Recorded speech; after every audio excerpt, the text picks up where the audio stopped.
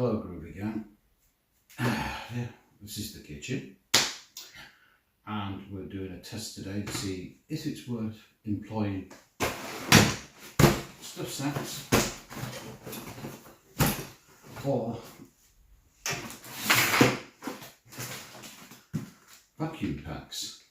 See if you can bring your bulky items like sleeping bags to a reasonable size, and are they reliable? Well, we're going to find out, hopefully, for the next camp, and see if it does save you any space. Pros and cons, that sort of thing. And is it really just too much faffing about? Now, I have two stuff sacks. I have this commercially bought one, which I got from Home Bargains. I think it was the Prince's sum of £4. Nice and waterproof. That's your average sleeping bag size, packed up. Pretty chunky. I mean, this is an old sleeping bag in here. I've had this since another family holidays as a child. Yeah, it's got a decent zip. I've already, so old sleeping bag, pretty much as compressed as it's going to be inside that one, and that was, I'd say that sleeping bag was a 2-season, maybe 3 at a push. Oh, that's fairly big. That was just under a foot long, 2 foot round. So yeah, there's not much compression you can do with that. Or so I thought. That's reasonably good. It's nice and waterproof. There's no seal here. You're relying on folding it over, expelling the air, and then nipping off, like you would do with a pump sack used to inflate your air mattress, if you have such a thing.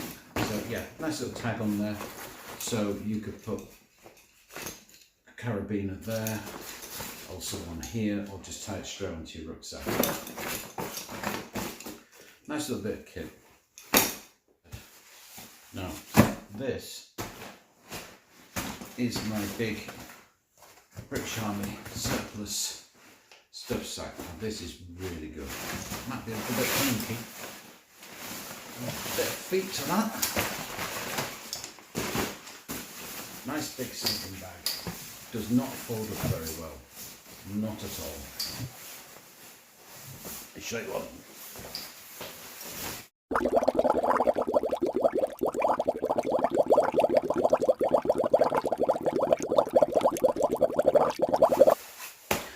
Now, I tried getting it into this one a while back, and yeah, we'll have another go, shall we? We'll have another go. Just whack it in, push it in.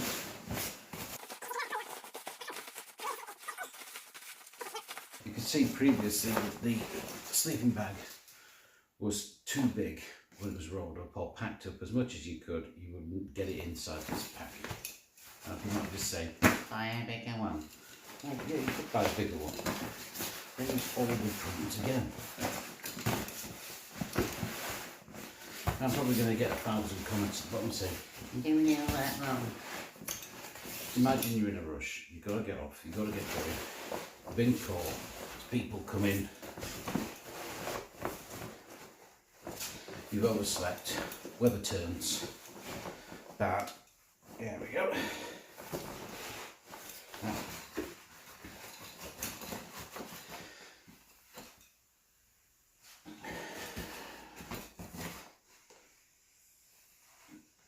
keep pushing. Can hear that air coming through. It stopped. Now, I've got it in my cheapy Timu bag, which I've used on a few of these now. This. Oh, there they are. Right, main compartment. Saying right again. What I really meant to say is,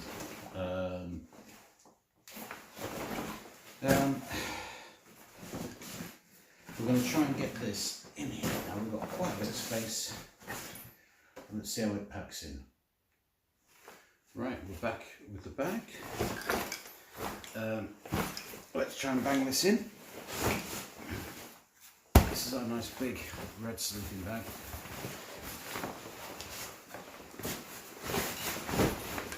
Now that's taken up a good portion of your rucksack,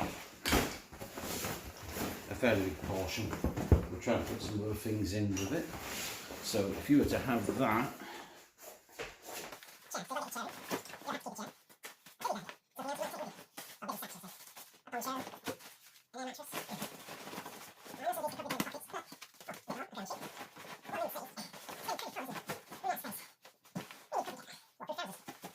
so is it worth investing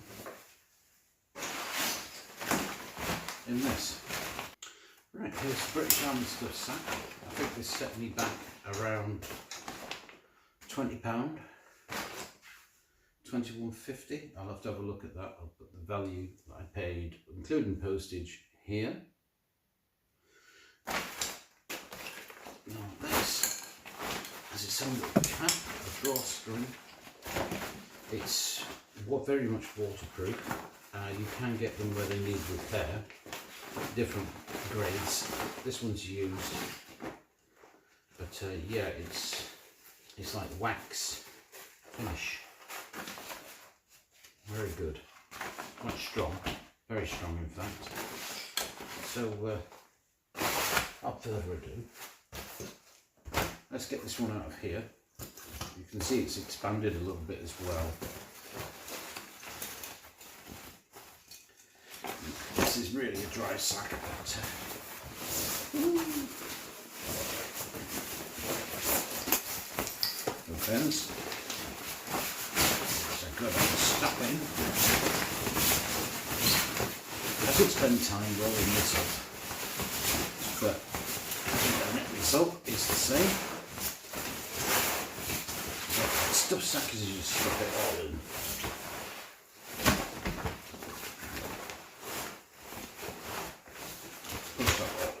Deep as you can, right to the bottom, and it's easier to get right to the bottom of this. It was a bit of a chore on this one. I had my hand to really push it down. This one, just straight in. Easy peasy. Lemony squeezy. Draw that up. Make sure you're all entangled here.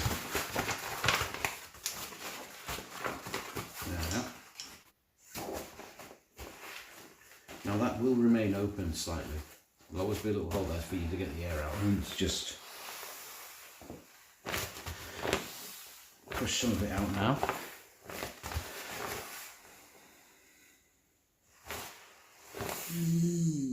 Go on, go up. Right. Not a lot of effort required, just your body weight. Like that. So it's nice and even. Try not to get any snags in the side here. This is being really pedantic about it. That's got the waxy coating to it. So that's your outside. And just, once you've got that evenly capped on, make sure you've got plenty of slack on these. There. That's even. Make sure you've got drawstrings inside. And like tightening the wheels on a car, with each little nut a little bit at a time, so it tightens up evenly. You don't want any little bits popping out the side here. You find it actually extremely easy to do. One bit. Each got these little bits, so you pull if you wanted.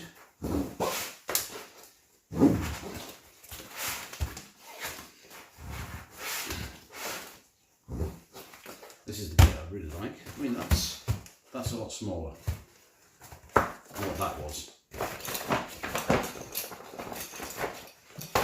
Right, here we go. Putting these on if you really do want to squish this down.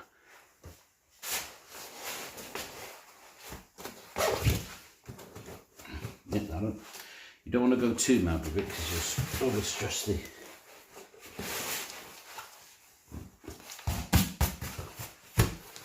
there we are. How's that? 0.2 mil pack.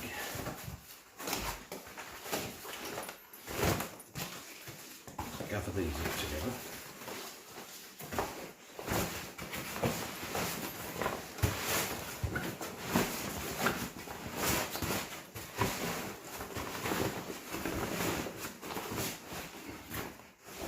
I mean, look how much space we've got left in there now.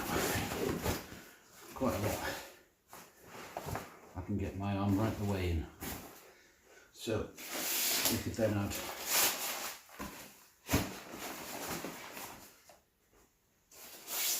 down that, a bivvy sack,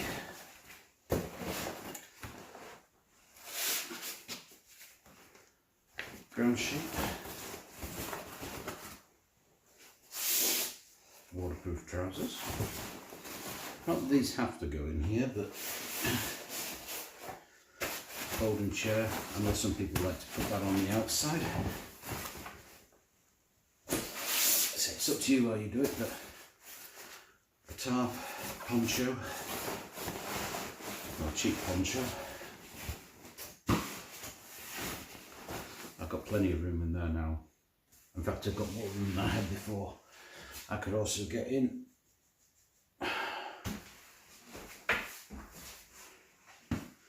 a double sleeping bag liner, nice big one. But you know, see what I mean? You could get easily a couple of litres of water in there, bottle, some food, a stove.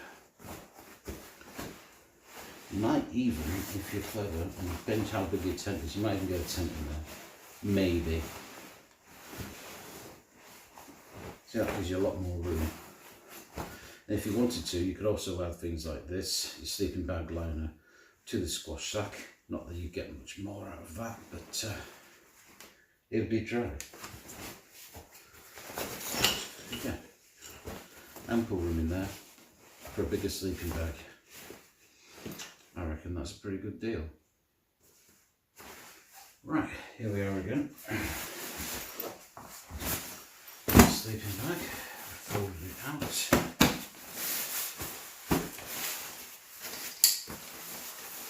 Any little bits like this, toggles and whatnot, on the inside. Now I think it's more a case of being neat with these. So, but we're currently reading the instructions, you're not supposed to push or force anything into the bag too much. There's got to be enough room around it, it fits comfortably. So everything with this bag is going to be oversized. So I shall just get myself into a more presentable position and we'll load it in.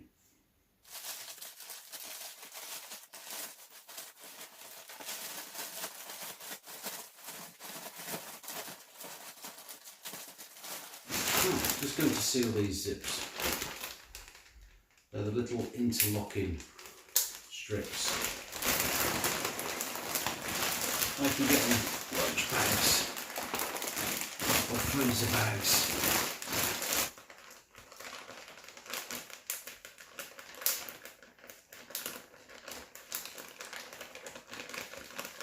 And we're there. Just like that. That's pretty big, isn't it? Now what we're going to do is we're going to draw all that air out, and we'll do that in a moment. We're just going to undo the airlock now. We're going to apply our pump. Now I did entertain some idea about using a flex tail or something like that, but I don't think the threads fit. So I'm just going to just do it with this at the moment. Alright, here we go.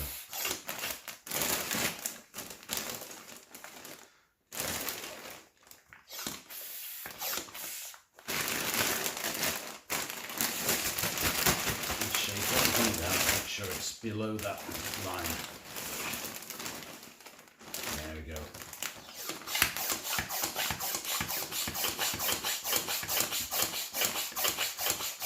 Now, I don't know if you can hear that, there's a little bit of noise to that. It's not silent.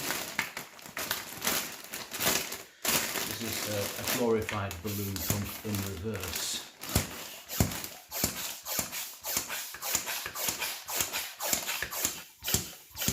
Up you come.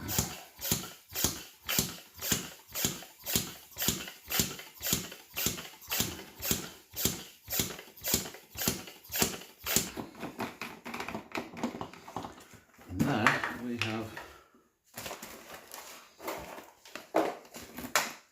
the cap. There we are. We've lost that. Whether this is going to be any better or not, I doubt.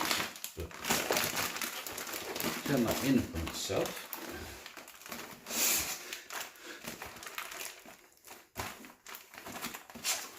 Does that save anything? Does it? You can roll it up, I suppose. Now it's about the size of a roll mat. In fact, it's almost exactly the same size as a roll mat. This could go against the back of the rucksack. Inside, on the side that is against your back, the very back of the rucksack. Give it a bit of cushioning, maybe. We'll see, we'll have a look. The problem is, I don't know how long this will hold for. I mean, it's 6 foot wardrobe storage, so it could be weeks, months, years. But I've not tried one of these beyond a few weeks, and I came back to it and it lost its compression and it reverted back to type. So I'm just using it as that, but that was for a medium-sized bag with a sleeping bag of this size. This is a large bag. I'm not beyond that line, as I think with the previous one I was. So this one should be, hopefully, more use. Now, I'm not saying go out and buy one of these sets, I'm just saying it might be worth a try. So we're going to pop it in the bag and see what else we can get in with it and how much room we've got left. Right.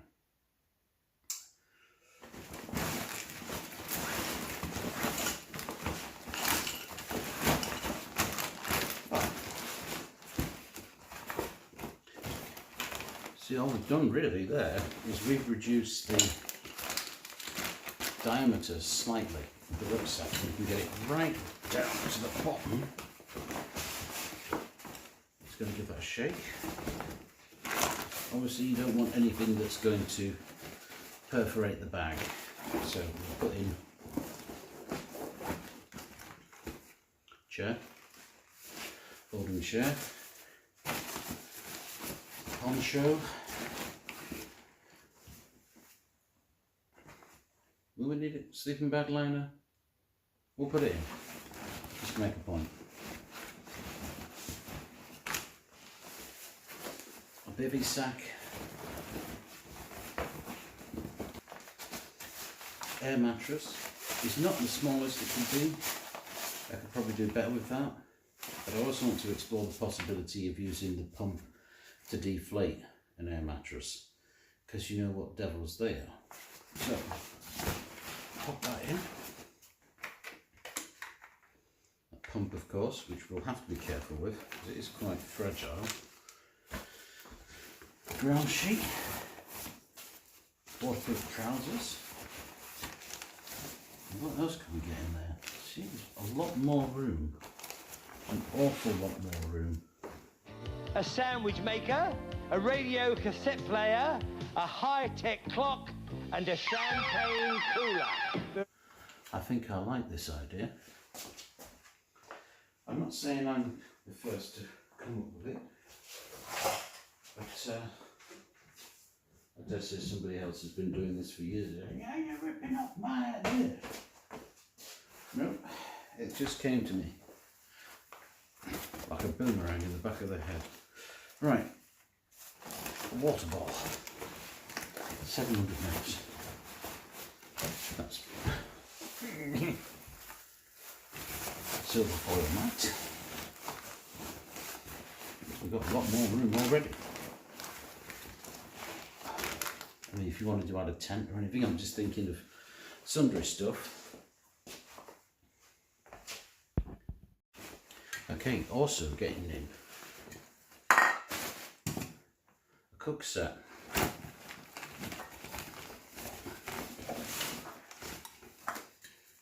A gas bowl.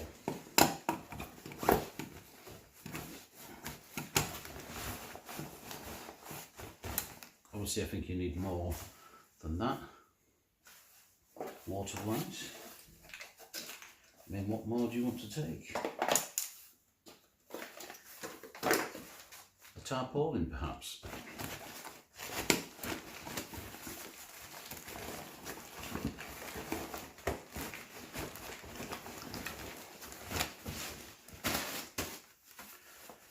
Down pillow. So you've still got room there for a little bit more. A little bit more. It could probably be packed a lot better than that. That's probably a good example on how not to pack a bag. Now, I don't think I'd have got all that in easily, or as easy as that. I mean, there's still a little bit of space here at the bottom, because it's one of those where you can... Oh no, it's not this particular one, it looks like it. There is quite a bit of space still there. So if you pack it a little bit better, I dare say you could get that to that quarter pulled right the way up. And you'd have it all in. I mean, there's quite a bit of kit there, isn't there? Yeah. Okay, there's quite a bit of stuff in there, isn't there? Probably could have been packed a lot better.